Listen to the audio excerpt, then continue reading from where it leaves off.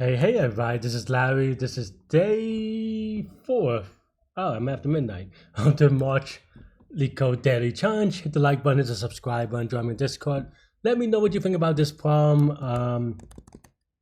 Yeah, there's a lot of things going on in the world right now. Hope everything's okay. Hope everyone's just, take care of yourself first, and then if you have a chance, take care of others.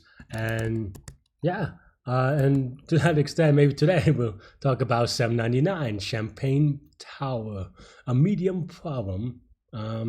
Okay, so yeah, first row, second row, okay. Okay, then okay, so what are we supposed to return? I mean, I get the simulation, but oh, so wait, what? So we pull, okay, maybe I have to read this a little bit carefully. Okay. So the topmost glass is full, okay, obviously, okay. So we pour 1 cup of champagne to the top glass. Is it infinite or something? Is that why? Oh, until the 100th row? That's a little bit weird, though. Okay, fine.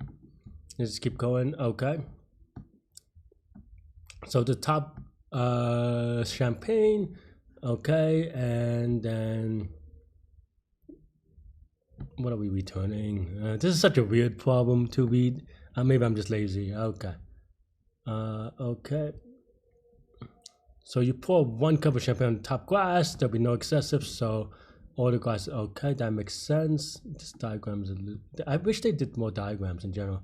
So okay, so you put 2 cups of champagne on the top glass. 1 cup of excessive, so then, okay. Yeah, I mean, I think there's a lot of ways you can want to do this. You could do this with, whatchamacallit, bottoms up or top down. It's going to be dynamic programming is the idea. I mean, you could construct this recursively, right, where you just you just simulate it in a way. You're just trying to figure out how much gets poured into 1 glass and then keeps going. The way that I'm going to do it is with bottoms up, because I think for me it makes sense to simulate a row at a time, right? So then now we go with, let's say a row is you go to yeah, let's just say 0 or maybe poured, I guess, in the first row, and then now for okay, and then next row is you go to say, and then now for okay, yeah. So then now that means that for every row, something like that, right? So for every row, there's some music in the background and a very noisy hostel right now. Oh, I haven't given an update on that one, but yeah. So if you watch my video from yesterday, there is some drama with respect to Airbnb. I think I've left out some parts where the Airbnb host or landlady was trying to, I think, extort more money from us, and we kind of refused, which is what led to the issue. But anyway, the end result of that one is that now I'm in a hotel slash, I think it's more of a hostel than hotel. I think I'm in a private room in a hostel, which is fine. But right now they're playing a little bit of music, so if it's in the background, my apologies. I'll be back in New York in a couple of days, and hopefully that'll be resolved itself. But yeah, so that's kind of the quick update on that one. But okay, so then now for each row, I'm just thinking a little bit about the off by oneness. I guess query glass can be 0. So if this is 0, then we already do this one, right? So okay.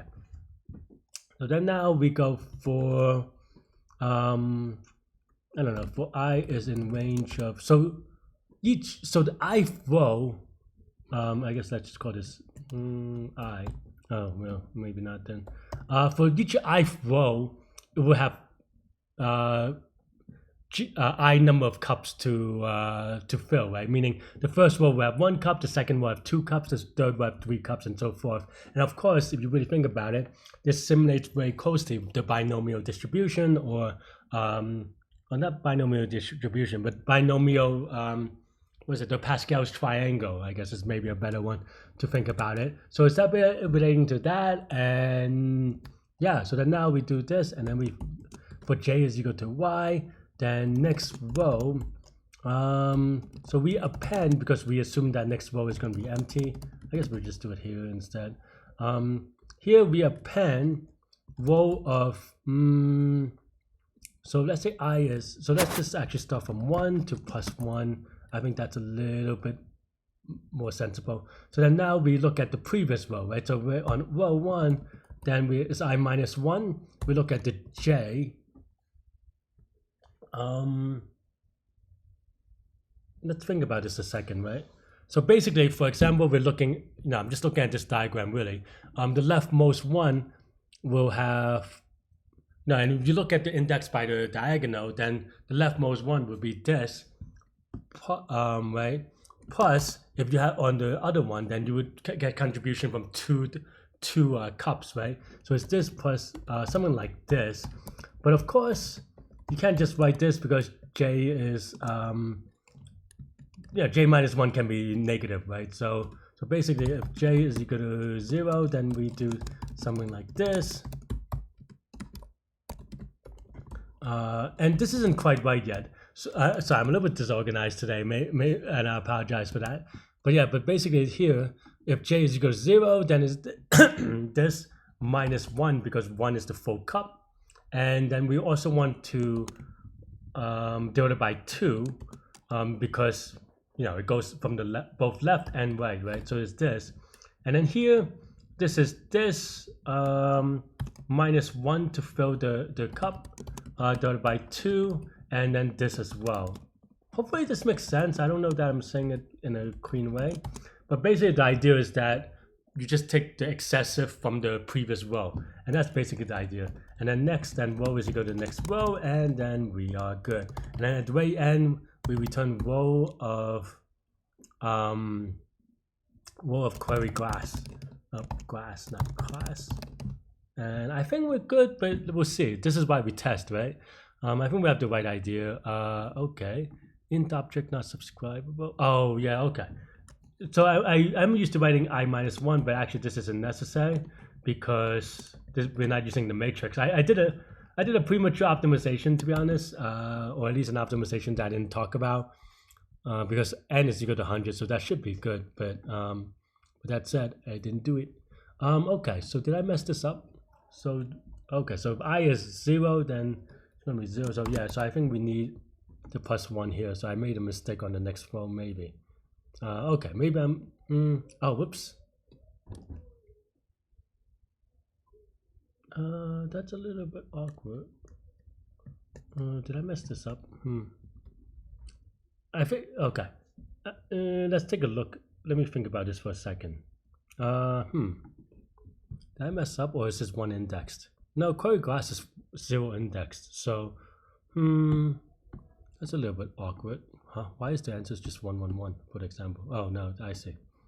So even so if it's query row is 1, we do this once, and then yeah. Okay, so the query row is, okay, so this should be +1 because on the first one we want to execute it once. I think this is, I mean, we still have an issue, but I think this is more correct. And then now we have this row is giving an issue. Oh, I see. Because how do I say this? Okay, so if we're looking at this thingy, it looks at -1, but it doesn't look at. Okay, so I think I just messed up in the sense that, for example, in the rightmost row, this thing is out of bounds, right? So I think that's the thing. How do I write this in a better way? Okay, let's just say current is equal to 0. If j is not 0, then maybe current row of j minus 1 over 2. Always make sure you have the parents. And then if j is not equal to I, because if j is equal to I, then the previous row doesn't exist. So then now you have j minus 1, right? And then of course we want to append this. I think this is maybe a little bit more better though. Now I'm Just have double check. Okay, so we got the first one, the second one, but not the last one. Why is that?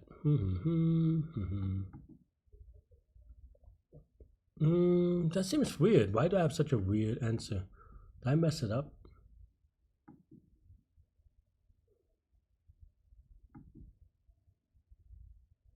Oh, I see. I mean, I'm just being dumb because we append this as kind of, so this contains all the excessive stuff, but this contains all the excessive stuff, meaning that this should have at most one, because every class have at most one. I just store it with respect to keeping track of, I store it with the excessive row as well, so that would be the number with the excessive liquid. Okay, so this looks okay. Let's give it a submit, mostly because I'm a little bit tired today. Hopefully this is good. Maybe I get some, oh no, oh, huh. I mean, that's correct because, man, I am very sloppy today. My apologies. And we're 11 minutes in. Obviously, this is only if this is positive. So we have max of this and 0. Very sloppy though. Basically, this is just saying that it only trickles down if the glass that we're looking at has enough to trickle down, but I forgot about it. That just made it very sloppy on my end. All right, let's give it a submit again. Hopefully this is right. If not, then I'm just gonna be sad. Okay, so that looks like that's good. 703 days. Yeah, so this is straightforward dynamic programming, said the guy who got it wrong, but it's just about thinking about all the cases, and I clearly did not, to be honest. I rushed it a little bit. This should have been clear, but I think I was focused on the excessive part and not if it had under. And also, to be frank, if you add more test cases, this should have came out very clearly. This is probably even a lot of test cases where this would have came out if you don't have enough liquid. For example, if you just do this, but like you do, which one is it? So 1, yeah, 1, 3, 1 or something, and that would already should have given you a 0, and I have it right now, obviously. But if I didn't have this line, it probably should give you the wrong answer, because it didn't keep track of minimization of 0. But yeah, so what is the complexity? The complexity is going to be row square, where row is the number of things. You could also mix some optimization with query class, because obviously you don't need stuff to the right of it. Maybe I'm wrong on that one, but maybe you can let me know. But yeah, at worst it's going to be 100 square. That's why it's fast, and that's why I didn't really think about it, because it's 100 square, right? In terms of spaces, it's of n, where n is the number of rows. So yeah, I mean, of course you can also do n square in terms of space for it doesn't hurt that much because it's only 100 square. But yeah, that's all I have with this one. But let's take a look to see how past Larry did it. Okay.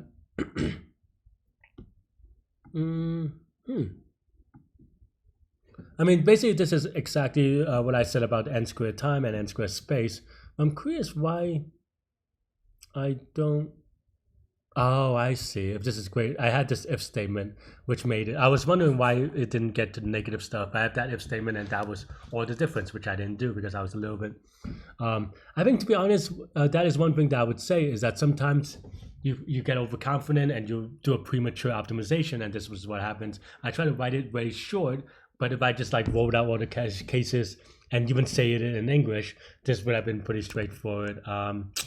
But yeah, I mean, I'm still in Medellin, so I'm a little bit iffy for now. But hopefully I'll be back in New York soon, and we'll do this in a better Larry.